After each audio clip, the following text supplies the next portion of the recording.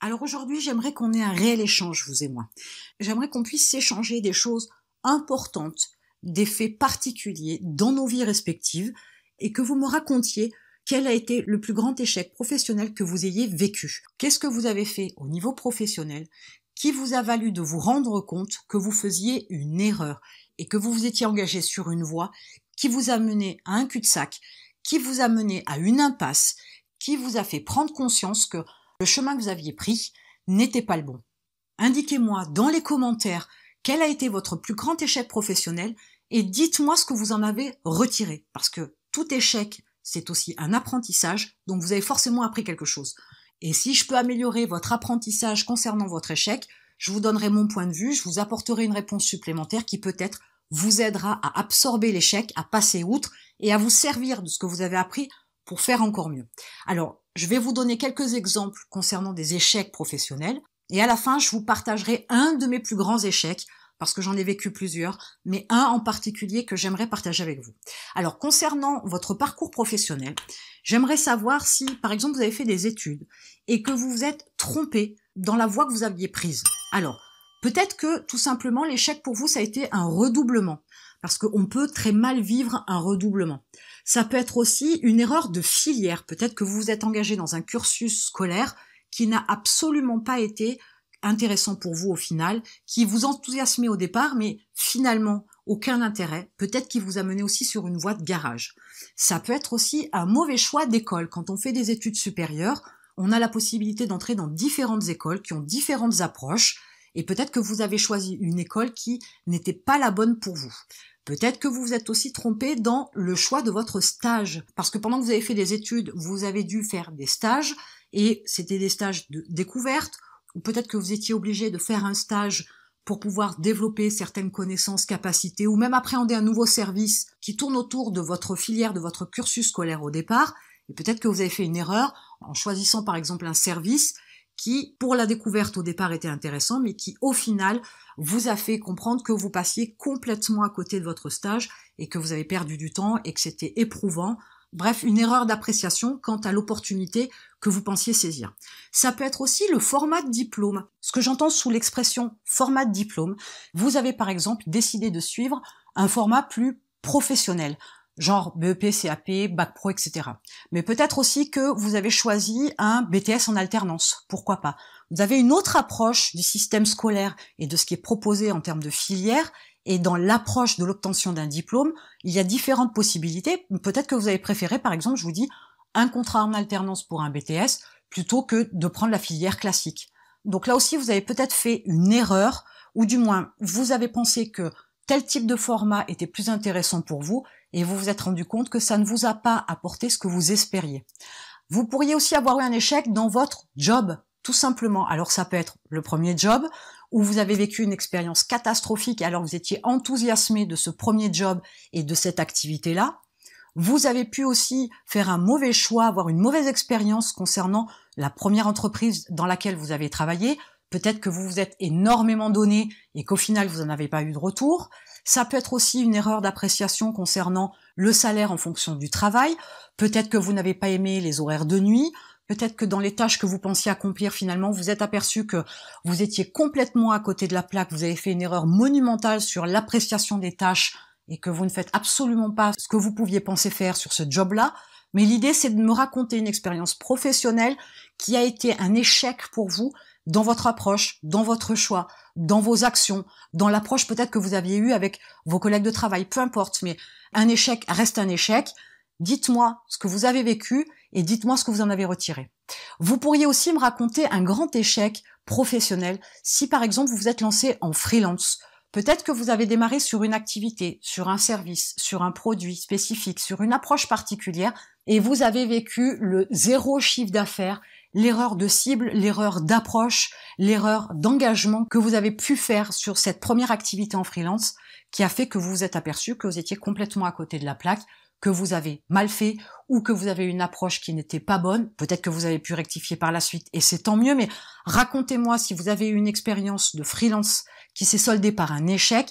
Racontez-moi ce que vous avez vécu et ce que vous avez fait pour en arriver là, pour avoir cet échec-là. C'est aussi intéressant de savoir ce que vous avez fait, ce que vous avez décidé pour pouvoir arriver à un échec. Parce que c'est aussi dans l'analyse de ce que vous avez fait que vous êtes capable aussi d'en retirer le meilleur. Ça peut être aussi lorsque vous avez créé votre premier business. Vous avez lancé une première activité en ligne, vous avez monté un premier e-commerce, et puis finalement, au bout de quelques mois, et avec du budget pub, et avec de la promotion, et bien finalement, vous vous êtes rendu compte que ça ne décollait pas, et pour vous, ça a été un échec. Donc du coup, vous avez rayé de votre liste la possibilité de créer un business en ligne, par exemple. Mais c'est tout aussi valable pour un business physique. Vous avez monté une boutique et vous n'avez jamais fait décoller votre chiffre d'affaires et vous avez été obligé de mettre la clé sous la porte et de passer à autre chose, voire de retourner dans le salariat, peu importe. Racontez-moi, dites-moi ce qui vous est arrivé dans votre vie. Partagez votre expérience, que ce soit pour vous d'un côté, parce qu'il est important aussi de se soulager de ce poids-là, parce que pour certaines personnes, c'est difficile à digérer. Racontez aussi pour ceux qui n'ont rien vécu et qui peuvent aussi, avec votre histoire, mettre le doigt sur quelque chose auquel ils n'ont pas pensé, ce qui leur évitera des erreurs. Partagez ce que vous avez vécu, parce que ce que vous avez vécu, c'est ce que vous êtes. Et ce que vous êtes peut être amélioré. Et ça peut vous permettre aussi de retrouver foi en vous, confiance en vous, pour pouvoir vous lancer à nouveau dans un business. Ne croyez pas qu'à chaque fois que je publie une vidéo, que je publie un podcast, que je crée un article, ce n'est fait que pour dire des choses, que pour faire des choses. C'est aussi pour vous faire comprendre qu'à un moment donné, vous avez tout un tas de possibilités. Vous avez tout un tas d'opportunités. Et vous avez tous la possibilité de monter un business en ligne. Il y a certaines choses à faire. Il y a un certain travail sur soi à faire. Il y a certaines caractéristiques qu'il faut avoir, certaines approches, certaines connaissances et compétences à acquérir.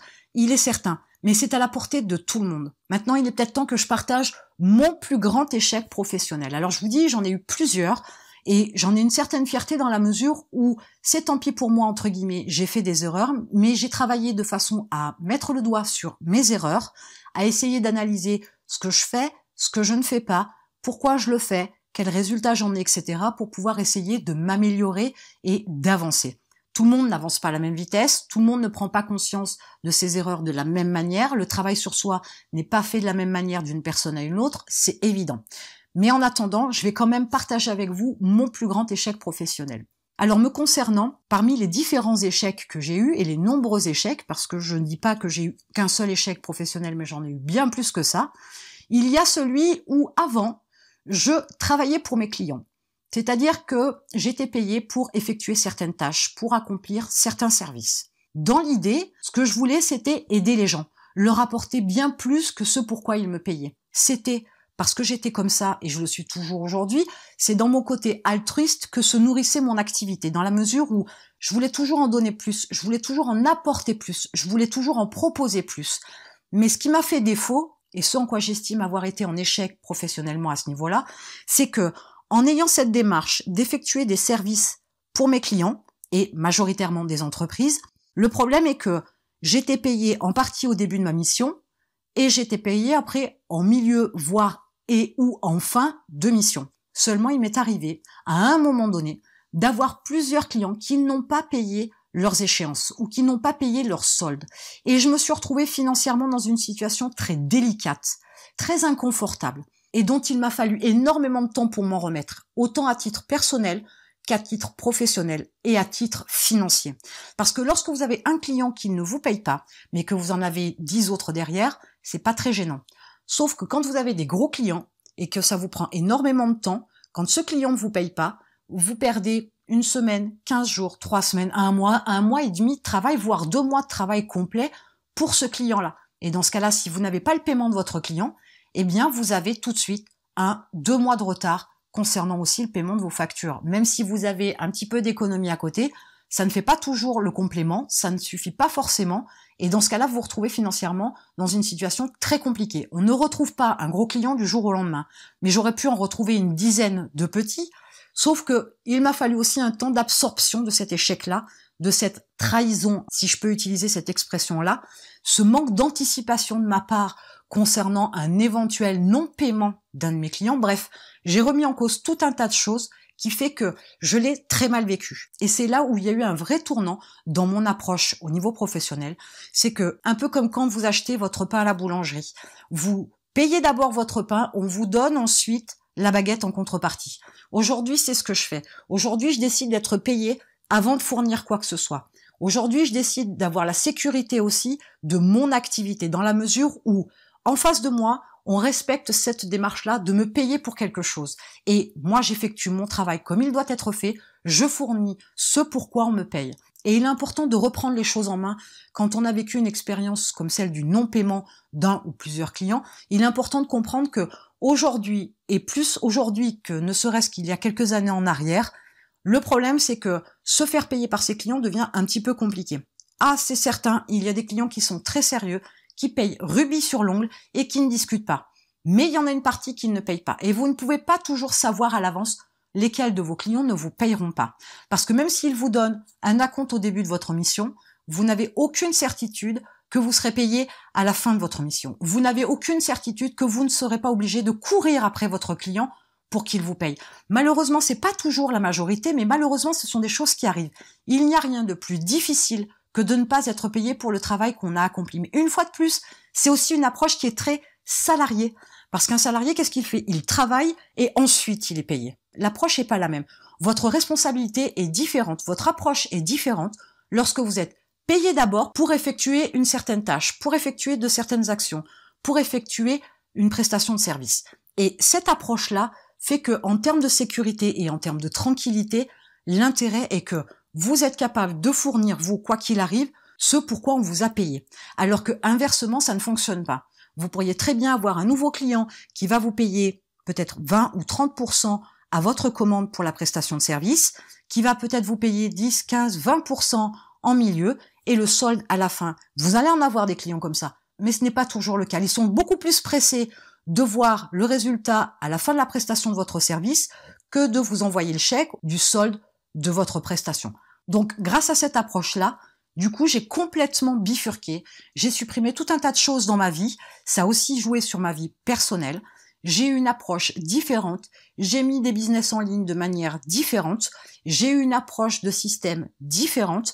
Et je ne veux travailler que comme ça et pas autrement. Aujourd'hui, je ne travaille pas avant d'avoir été payé pour le travail que je vais fournir. Je suis la baguette de pain et il est hors de question que je fournisse quoi que ce soit à qui que ce soit si je n'ai pas eu de l'argent d'abord.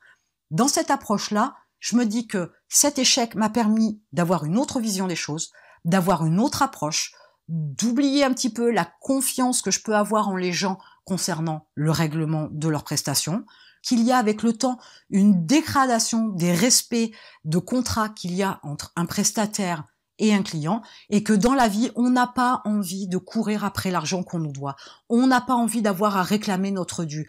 On n'a pas à perdre de l'énergie à appeler, rappeler, relancer des personnes pour avoir l'argent qu'on mérite parce qu'on a travaillé pour ça. Il est hors de question d'avoir cette démarche-là, de perdre du temps, de l'énergie, d'avoir du stress parce qu'on n'est pas payé.